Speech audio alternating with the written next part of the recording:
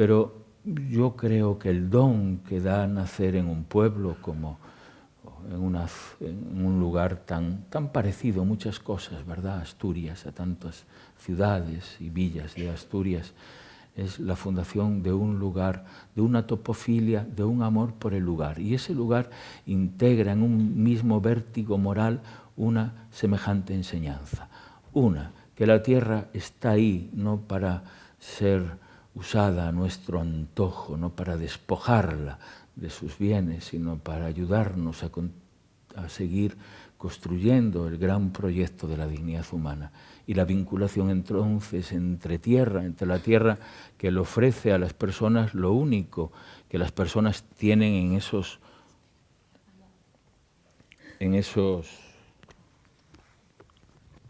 se acabaron las pilas. No me extraña.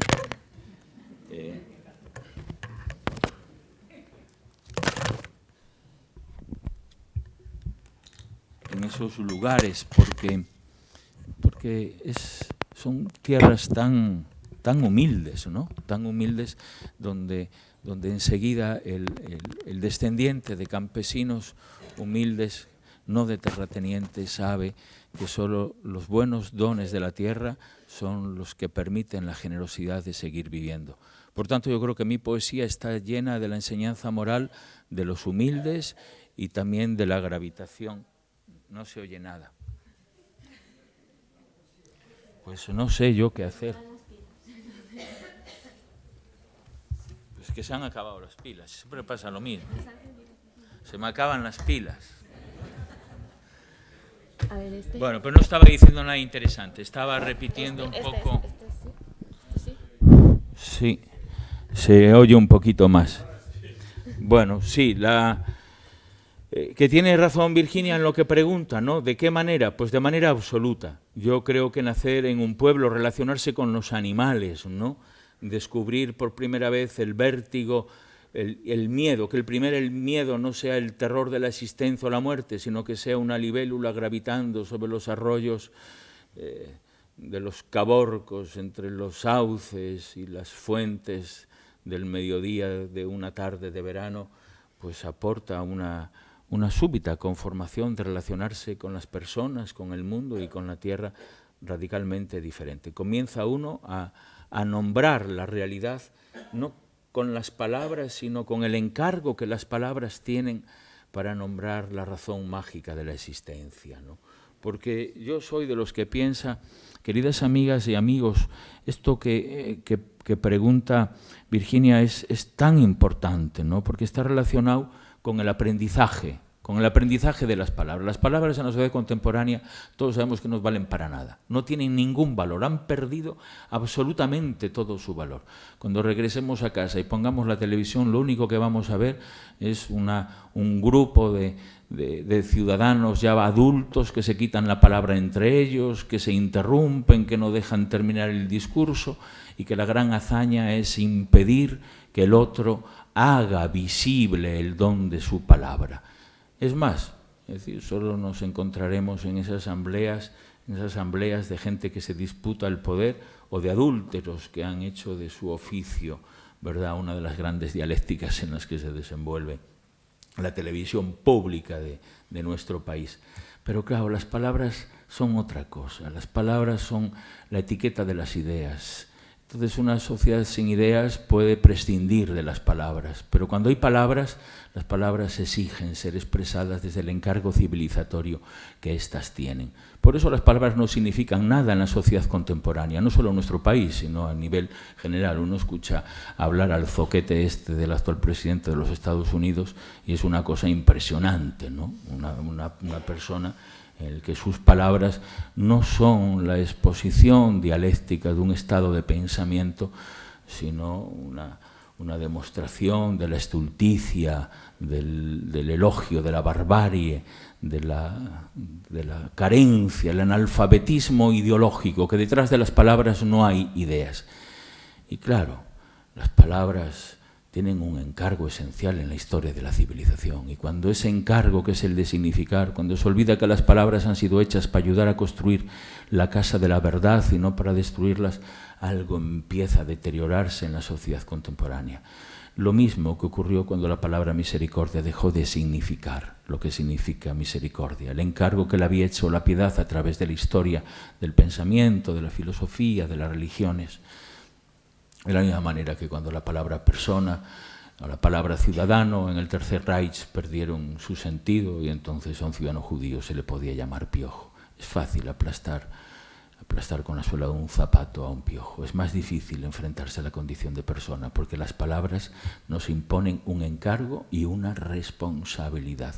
Por eso, acaso, entre las pequeñas tareas que tenga el poeta sea el lugar de su nacimiento, el lugar donde las palabras cumplían la labor esencial de designar un tipo de verdad. La verdad que nos enseñaban nuestros padres, las palabras que nos enseñaban en la escuela para pedir perdón, para pedir por favor, para pensar en la justicia o en la felicidad. Después subimos que la felicidad era el sinónimo de una bebida refrescante con sabor a cola, pero esa es ya la intoxicación de la publicidad, el día que la casa de los alquimistas fue invadida por los peores farmacéuticos.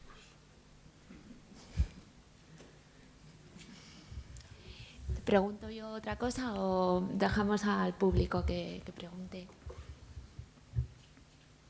¿Nadie se atreve? ¿Quién te ha dicho a ti que nuestro amado público quiere preguntar algo, Virginia?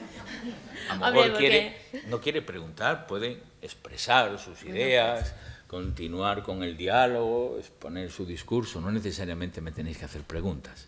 Yo estaría tan encantadísimo de escucharos a vosotros. Es que hay muchos poetas por aquí y muchos escritores. Eso ya es terrible. ¿Nadie se anima? Bueno, pues venga, pues te pregunto... Ah, ¿sí? No. Pues te pregunto yo una cosa. Me parece que durante un tiempo suscribías aquello de Gabriel Celaya de la poesía es un arma cargada del futuro. Pero he leído una entrevista tuya que decías, ahora ya me bastaría con que fuese un incómodo testigo del presente. ¿Tú crees que es suficiente con ser testigo? No sé, bueno, me estaba acordando de la frase aquella de Clara Campoamor, que creo que decía, he acusado las injusticias porque no quiero que mi silencio las absuelva. Y no sé si cada vez vivimos en un mundo más inmunizado y estamos más perdidos y también las injusticias siempre son absueltas. No sé, ¿tú cómo lo ves? Como tú. Querida Virginia, bueno, has hecho varias consideraciones y de calado, ¿no? Y de calado.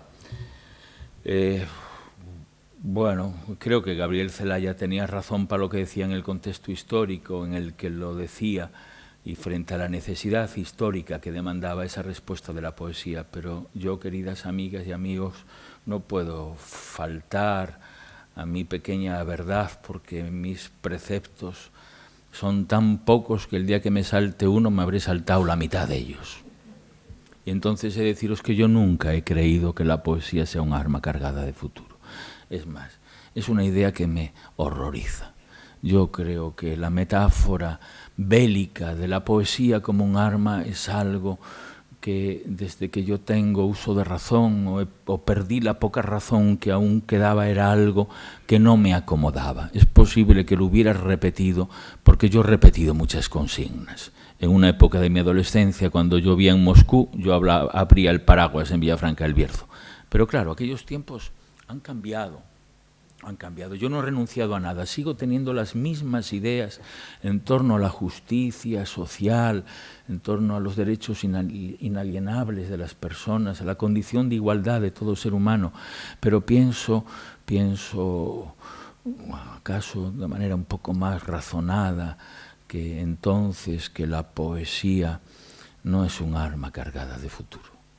es posible que tenga algún tipo de alianza con el futuro en el sentido que nos adelanta los significados del porvenir, que la tarea de un poeta sea recoger su lengua, su idioma y dejarlo en un lugar en el que el horizonte del proyecto significativo del lenguaje sea un poco más amplio para que nos ayude a entender la inmensa soledad del ser humano frente a la intemperie del universo y frente a los grandes enigmas del dolor, el sufrimiento y la muerte.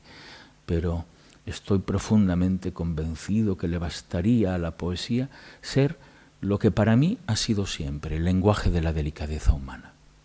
Mirad, cuando yo era un niño yo entré en la poesía por un acto no de fuerza sino de delicadeza. Yo asistía al colegio público de mi pueblo, donde había dirigido por un sacerdote de ominosa memoria para mí, de ominosa memoria porque nosotros carecíamos de nombre, no teníamos nombre, teníamos el sonido onomatopéyico de la primera bofetada que resonaba en la clase. Así era cuando uno sabía que te designaban para que salieras a declinar los polirrizos a la pizarra. ¡Fas! Entonces sabías que eras tú. Bueno, yo vivía aterrorizado. Para mí la enseñanza eran los últimos años, claro, del franquismo, el periodo siempre más terrible de todo, porque si algo persigue el fascismo, si algo ha perseguido el franquismo en nuestro país, que no es otra cosa que la continuidad histórica del fascismo y del nazismo, por más que intenten dulcificar ese régimen absolutamente criminal, era la eliminación de la conciencia humana, de la personalidad con que los muchachos podíamos empezar a abrir nuestros ojos para soñar el mundo. Bien, yo una vez me encontré en un libro de gramática con un poema, el primer poema que leí y sin saber que era un poema, no sabía que existían los poemas, pero aquel texto decía que por mayo era por mayo cuando hace la calor, cuando los trigos se encañan y están los campos en flor, cuando canta la calandria y responde, matómela un ballestero, dele Dios mal galardón. Os juro, yo cuando llegaba, matómela un ballestero, dele Dios mal galardón, miraba al cura como un conjuro, como una forma, porque el instituto estaba al lado del jardín de Villafranca. Yo escuchaba a los pájaros. El Bierzo es una república, decía Celso Emilio Ferreiro, es una república de ruiseñores. Es el lugar donde se han censado más ruiseñores del mundo. Ahí fue Vicente Huidobro con sus jaulas a recoger ruiseñores para llevárselos a Chile, donde no había ruiseñores. Se murieron todos en la travesía, si no, Chile y América estaría llena de los ruiseñores del Bierzo. Bueno, para mí esas palabras me seducían y no tardé en darme mucho tiempo que me amparaban y me consolaban por una sola razón, o por la más poderosa de todas las razones, o la que contiene todas las razones con las que alguien puede encontrar que en la belleza hay una forma de súbita redención. Eran las palabras más parecidas a las que me decía mi madre cuando yo llegaba a casa. Mi madre me recibía todos los días, como reciben todas las madres a los niños que llegan del colegio, con la expresión lingüística del mayor afecto.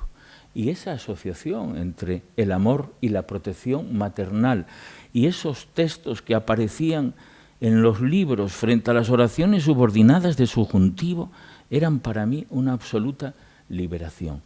Y entonces yo empecé a darme cuenta que yo quería vivir en un país donde la gente hablara como hablaba el romance del prisionero, y me hablaba mi madre, y empecé a pensar que acaso más allá del dolor, del sufrimiento y aquellas voces que yo empezaba a oír y que empezaban a racionalizar también la oscuridad de mi patria, era el lenguaje del porvenir, y que en un pueblo así yo quisiera vivir para siempre. Y entonces ahí se fundó el lenguaje, la realidad, los ríos, el afecto y la poesía como lenguaje de la delicadeza humana.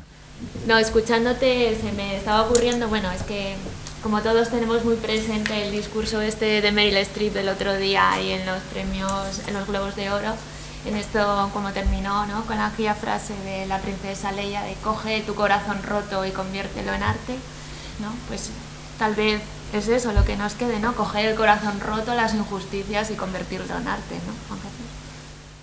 Bueno, primero tenemos que ser conscientes de las injusticias, ¿no? Yo creo que uno de los grandes dramas que vive nuestro país, que sigue viviendo nuestro país y que sigue viviendo Europa, la vergüenza de Europa frente, por ejemplo, al drama de los refugiados,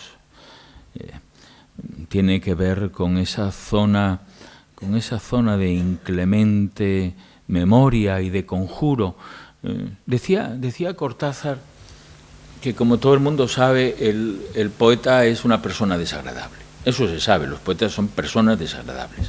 Y son desagradables, decía él, porque son testigos, y fundamentalmente unos testigos aún más incómodos que el testigo común, porque son testigos que están ahí, para decirlo directamente, en medio de la calle con el negocio de esa pequeña verdad que nadie compra, pero molestando, tocando las pelotas permanentemente, testigos que no están dispuestos a ir a testificar contra nadie a un tribunal, pero que dan testimonio permanente de los grandes quiebres, de las grandes fisuras de la conciencia humana. Entonces, en ese sentido, Virginia, yo creo que me he perdido, no sé lo que te iba a contestar. Convertirlo en arte. Convertirlo en arte. No, te iba a decir algo que pensaba que era interesante, pero se me ha ido, fíjate.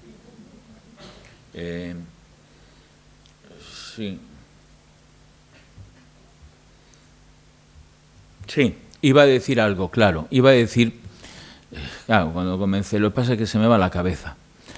Se me va la cabeza, son tantas cosas las que uno quisiera decir bien y sin embargo solo se enuncian tan torpemente. Es tan caprichoso el lenguaje para otorgarnos esa exactitud que requiere siempre el lenguaje poético. Como, ¿sabéis por qué? Porque el lenguaje poético no son esas banalidades bien entonadas, escritas en la mitad de una página, ¿no? Es la única posibilidad que tiene el lenguaje, es la microfísica más exacta, son las pequeñas partículas elementales de la conciencia que se agrupan para decir algo que no es verdad ni es mentira. Es la poesía, es otra manera de percibir el mundo. Entonces, en ese sentido, lo que iba a decir es que todo esto no es nuevo, es lo mismo que escribió Dante Alighieri, ¿no? Cuando en el canto tercero del infierno habla de los indiferentes, ¿no? La gran zona de los indiferentes, la gran culpa que frente a la sociedad tienen los indiferentes, los que nunca ven a los que sufren, los que nunca se enteraron de nada, los que cerraron la puerta cuando se llevaban a los vecinos, aquellos que están ahí contemplando en la misma intemperie, en la misma circunstancia, inmóviles, sin articular los gritos interiores que todo ser humano tiene en el tribunal de su propia conciencia. Entonces, posiblemente tenga que ver con eso, tenga que ver con nuestra falta de respuesta. Hoy todos estamos hablando con cierta, no todavía indignación, pero con sorpresa de este individuo, de Trump, Estados Unidos, bueno, un tipo peculiar, raro. Pero es que ¿a cuándo vamos a esperar? ¿A qué vamos a esperar? ¿Acaso Hitler actuó de otra manera? ¿Acaso no se fueron dando? El día que nos demos cuenta habrá sido demasiado tarde. Ahí está nuestro gobierno haciendo venias, diciendo que las relaciones no van a cambiar, las tradicionales relaciones. Entonces, metiendo en el mismo saco, ¿verdad?, el mismo espíritu que presidió la sociedad norteamericana en la lucha por los derechos civiles, con Martin Luther King y Malcolm X y tantos otros, el gran pensamiento americano que pasa por Walt Whitman y Carlos Williams o Allen Ginsberg, y que venga un papanatas de estas dimensiones y no seamos capaces sino de decir: seamos prudentes, seamos prudentes, seamos prudentes.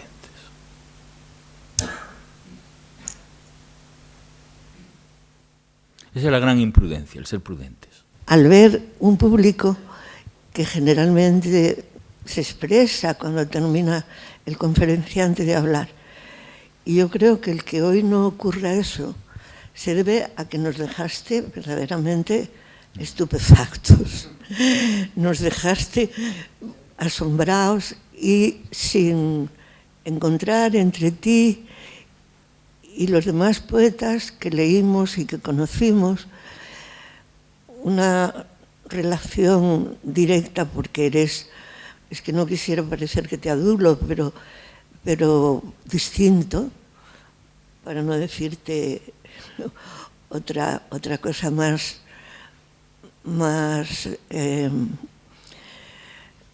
bueno,